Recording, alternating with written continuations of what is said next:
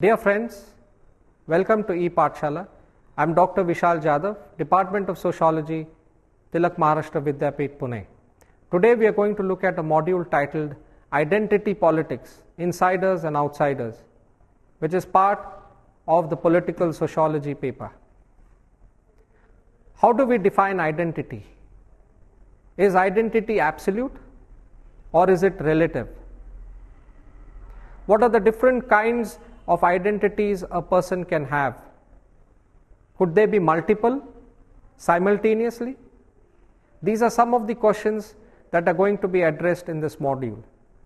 Further, this module will also try and theorize the question of identity through both a phenomenological and a structural kind of understanding of how an individual comes to possess an identity and how this identity becomes the hallmark for that individual to interact and socialize in life worlds that he or she is located in.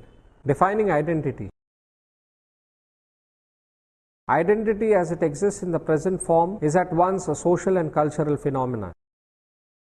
It emerges from the consciousness that arises in an individual or a group who realize there is a threat that surrounds their existence on a given social premise. Identity, as Harvey notes in Spaces of Hope, cannot be understood outside of forces that swirl around it and construct. An identity emerges for each of us only out of efforts at control amid contingencies and contentions in interaction. Human interaction are complex phenomena to understand and comprehend.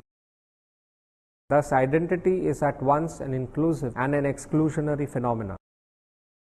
It includes all those who fall under the ambit of its realization, and others who don't belong will either stay out of the ambit or make their own identity. These efforts need not have anything to do with the domination over others' identities. Rather, it's about finding a clear footing among other identities. Such footing is a position that entails a stance, brings orientation in relation to other identities.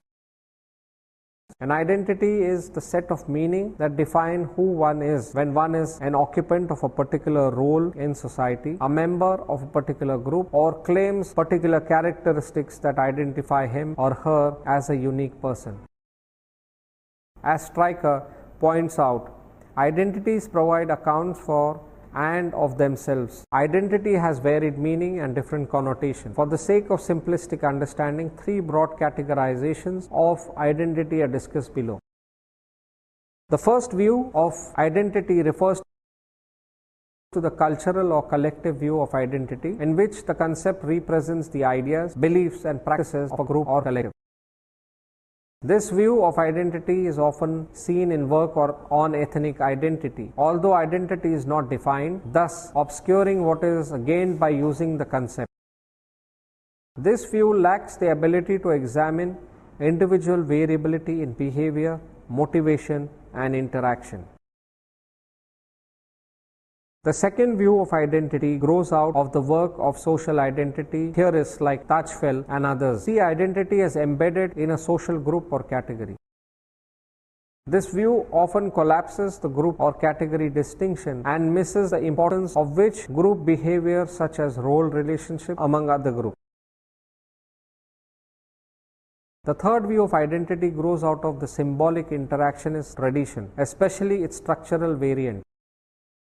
This view takes into account individual role relationships and identity, variability, motivation, and differentiation. What the following views of identity theory have in common is a general set of principles that has enumerated as underlying the structural symbolic interaction perspective. According to Stryker, these include certain specifications. That behavior is dependent upon a named or classified world, and that these names carry meanings in the form of shared responses and behavioral expectations that grow out of social interaction. That among the named classes are symbols that are used to designate positions in the social structure. That persons who act in the context of given. 3. That persons who act in the context of social structure name one another in the sense of recognizing one another as occupants of position and come to have expectations for those others. That persons acting in the context of social structure also name themselves and create internalized meanings and expectations with regard to their own behavior. That these expectations and meanings form the guiding basis for social behavior, and along with the probing interchanges among actors shape and reshape the content of interaction, as well as the categories, names and meanings that are used. The negotiated meaning that emerges from this social interaction is the shared component in these views of identity theory. Yet, despite the widespread assumption that it is the substance of identity rather than the word identity that is problematic, identity still remains demonstrably a complicated word. Varied dimensions of identity. While the notion of identity is not new, especially as a socio-political arena, a widespread concern with one's personal identity and its relation to the others among whom one lives seems to have emerged with greater intensity with the Enlightenment and to gain force throughout the 19th and 20th century into our own time. George Herbert Mead's view identity as dependent upon the recognition of others and thus brought further nuances into the notion of identity. Mead argued that human identities develop out of a three-way conversion between I, me and generalized other. It is by taking the attitude of the other that we learn reflexively to monitor our identities and present them to others. Thus, identities are formed out of the constant ebb and flow of conversation between ourselves and others. Charles Taylor, on the other hand, argues that the modern identity is characterized by an emphasis on its inner voice and capacity for authenticity, that is, the ability to find a way of being that is somehow true to oneself. While doctrines of equality express the notion that each human being is capable of deploying his or her practical reason or moral sense to live an authentic life as an individual, the politics of difference has appropriated the language of authenticity to describe ways of living that are true to the identities of marginalized social groups. Brubaker and Cooper have recently tried to bring some order to this concept by identifying 5 dominant ways in which the concept of identity is currently used in social science and the identity as ideology in humanities. A. Identity as a non-instrumental form of social action. B. Identities as a collective phenomena of group sameness. C. Identities as deep and foundational forms of selfhood. D. Identities as interactive, contingent products of social action. And E. Identities as fluctuating, unstable, and fragmented modes of the self. They argue that these 5 understandings of identity range from strong to weak uses of the concept. While the first 2 conceptions operate with the common sense hard uses of the term, the remaining 3, which are often found in the social constructivist approaches, particularly in cultural studies, anthropology and sociology, work with very soft, flexible and contingent understanding of identity. From this brief examination of how identity politics fits into the political landscape, it is already clear that the use of the term identity raises a host of philosophical questions. Logical use aside, it is likely familiar to philosophers from the literature in metaphysics on personal identities, one's sense of self and its persistence. Indeed, underlying many of the more overtly pragmatic debate about the merits of identity politics are philosophical questions about the nature of subjectivity, the self. The self is in constant interaction with society, and hence it is argued that society or community is responsible for the othering and thus giving birth to identity. If all identity is produced in the context of community, many have sought to look at the way society seeks to regulate and manage its production. Many have sought to criticize Mead's views for neglecting the role of power and culture, helping shape identity, both of which is in the hands of the state in the Althusserian sense. The modern state apparatus has been involved in the regulation and monitoring of identity through a number of institutions, from prisons to the courts and from the education system to civil society. These new modes of control and surveillance are related to the rise of identity politics over the course of the 20th century.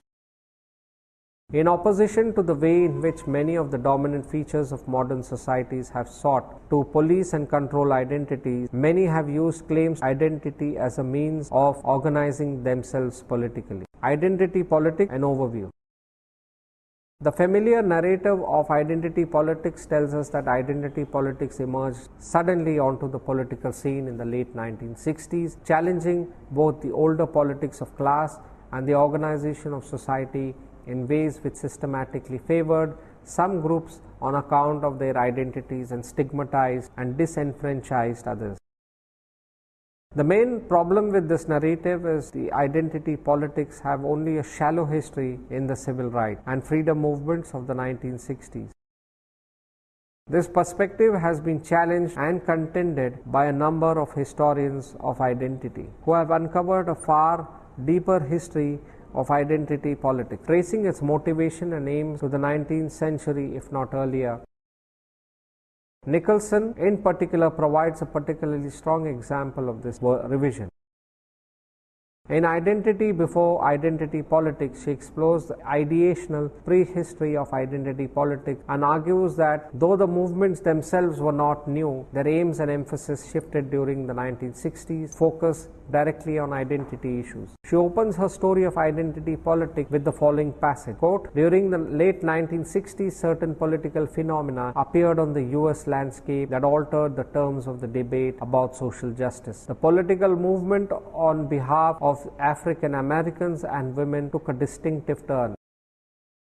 Both of these movements had been a force in United States politics prior to the late 1960s, most visibly in the earlier civil rights and women's rights movement.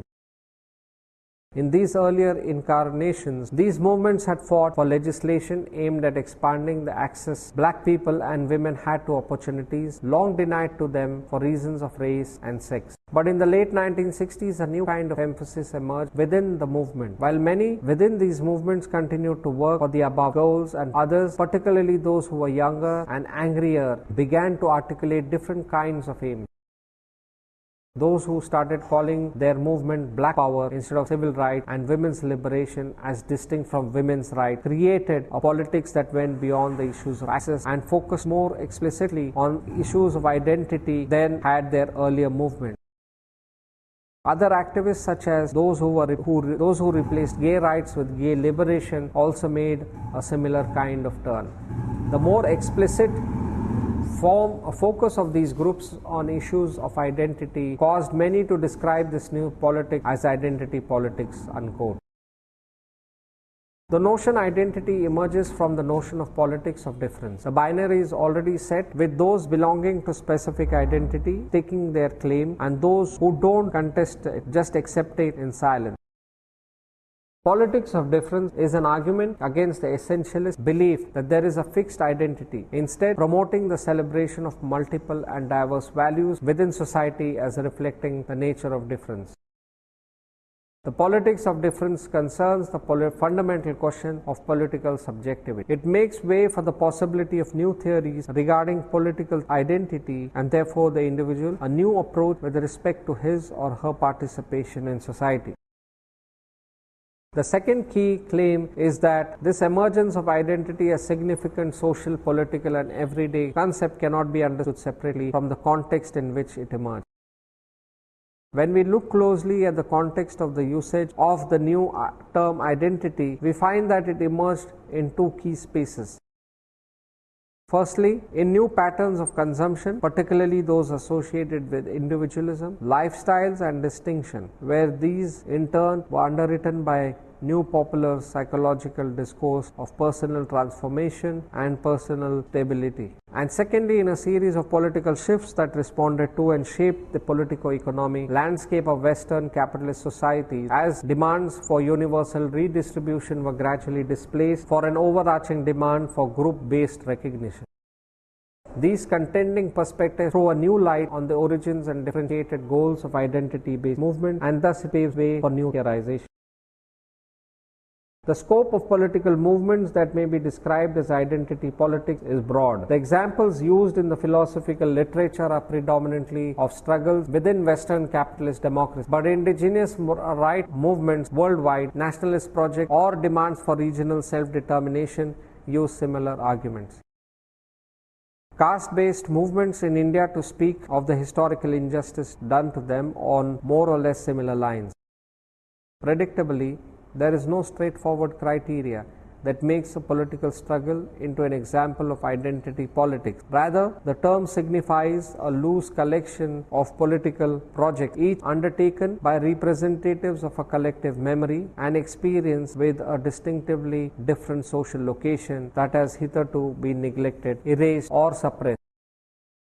It is beyond the scope of this essay to offer historical or sociological surveys of the many different social movements that might be described as identity politics. Instead, the focus here is to provide an overview of the range of debate in the expansive social theory. Indeed, the naming of identity politics as problem did not occur until the early years of the post-war period, when rapid change, the growth of new subculture, and pressures to assimilate into mainstream society made who or what we were a major preoccupation within both intellectual and popular culture. Not that older notion of class conflict disappeared entirely. However, although an implicit model of class struggle still informed much of the movement politics, issues of deprivation and oppression were redefined along new lines. Indicative of the shift from production to consumption in the economy, protests now focused less on the material relations of production than on the consumption-related issues of the social, political, and cultural representation and power. The basic questions of movements during the first half of the 20th century, like exploitation, equal rights and suffrage, etc., got a new way of articulation in the post-war year. The larger question of equal rights got into the ambit of group recognition, and class arguments of the pre-war years found their way into the new discourse in a truncated manner. The issue of exploitation and humiliation was gradually subsumed under the problem of exclusion, and questions of class power was supplanted by emphasis on other forms of power. To venture a more comprehensive definition, identity politics refers to a strategy whereby individuals define themselves through identification with or membership in groups or categories regarded as the source of distinct feelings, experiences of marginalization and subordination. As Foucault rightly points out, quote, each society has its regime of truth, its general politics of truth, that is, the types of discourse which it accepts and makes function as true, the mechanisms and instances which enable one to distinguish true and false statements, the means by which each is sanctioned, the technique and procedures accorded value in question of truth, the status of those who are charged with saying what counts as true. We cannot raise the banner of truth against our own regime. There is no common measure between the imposition of the one and those of other. Each regime is identified entirely with its imposed truth. Although the recognition of cultural difference is usually seen as a source of self-liberation and collective emancipation, there is a darker side to identity politics which has received far less attention. Instead of OFA celebration of difference, many identity projects, couched as they are in discourses that reify and often institutionalized by powerful structures of the modern state, tend either to reinforce group-centric views of social reality or reproduce blinkered and discriminatory forms of domination. The rhetoric of identity often becomes a potent device for the ideological justification of political inequality. This has in turn led to counter-narrative of sorts within the movements, that is, entrapment of the larger goals within the ever-narrowing boundaries of short-term political gains.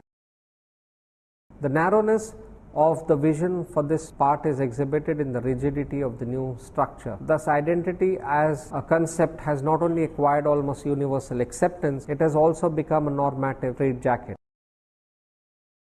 Today, a person is expected and required to have an identity, even though there is profound popular disagreement on whether identities are essential or existential, primordial or constructed, singular or multiple. There is almost no dispute over the question of whether identities exist or not. It is assumed that identity constitutes an indispensable ingredient of every human being, so that making the claim of not having or wanting an identity might be regarded as tantamount to treason. Recent debates. While not all proponents of identity politics have gone beyond critique, grounded in the economic disparities that characterize capitalism, there are undoubtedly those who find that the ideological economic is no longer a productive social transformation. Chantal Mouffe and Ernest Laclau, in their recent work, emphasize the importance of keeping in mind the universal values and goals without getting lost in the particular. For this purpose, the emphasis on the notion of radical pluralism that is at once a universal and a particular phenomena. Laclau and Mouffe outline their idea about radical pluralism and democracy in India. Pluralism is radical only to the extent that each term of this plurality of identities finds within itself the principle of its own validity, without this having to be sought in a transcend or underlying positive grounds for the hierarchy of meaning of them all and the source and guarantee of their legitimacy. And this radical pluralism is democratic to the extent that the auto-constitutivity of each one of the items of each one of its terms is the result of displacement of the egalitarian imagery. Identity formation then takes place at the conjuncture of external and internal contingent and necessary processes that interconnect and emerge within the specific historical conditions that are in good measure not of our own making. It would be naive then to explore identity formation outside the complex web of social structural relations. In recent times, many writers have suggested that as we move from an industrial to a post-industrial society, traditional social identities such as class will decline in social significance. Clark and Lipset, for example, have posed the question, are classes dying? While in a book entitled The Deaths of Classes, Pakulski and Waters have penned what in effect is an obituary of the concept. If we look back, given its origins in the new movements beginning in the late 1960s, the left's preoccupation with identity has centered controversially on what has become to be known as identity politics, term characterizing those movements in which membership is opposed and marginalized groups provide the basis for a common identity for the making of the political claims. The debates about identity politics, however, have often obscured the larger social and cultural transformation behind the rise of these movements, and more importantly, the broad stabilization of identity resulting from institutional and technological changes in the West. Though identity-based movements brought a range of new issues into the forefront of politics, over time they have become entrapped in the localized narration and narrowed version of their goals. The modern state, for its part, has its fair share in dissecting these movements into distinct entities and thus keeping them away from becoming a force to reckon with. It has come to the point where speaking of any kind of universal values is viewed with suspicion. This has led to a rise of another kind of hegemony within these movements, where a constant discourse of othering happens on a daily basis. The larger debate on the structural transformation of oppressive state machinery still awaits answers because of lack of a unified response in political praxis. Most theorizations have got entangled in the cobweb of the above-mentioned paradigm and thus unable to articulate a clear counter-narrative that will go on to challenge the dominant hegemony of the state. What is needed is a critical theory that is grounded in a fuller recognition of how particular social structures and relations condition a diversity of social and historical experiences and generate concrete social spaces that give rise to social, political, and cultural identities. In turn, these social spaces are themselves productive sites, enabling the construction of new and potentially radical transformative political subjects. Thus, to conclude, we have seen in this module how the whole question of identity is theorized. And the whole idea of insider and outsider is a very relative one. Just as Benedict Anderson talks about an imagined community, this is exactly the way we understand how we belong to particular identities such as class, caste, religion, ethnicity, linguistic groups, etc. This belongingness is what is most important, and it draws boundaries of inclusion and exclusion. It is through these boundaries and through gatekeeping that the politics of the insiders and outsiders takes place. Thank you.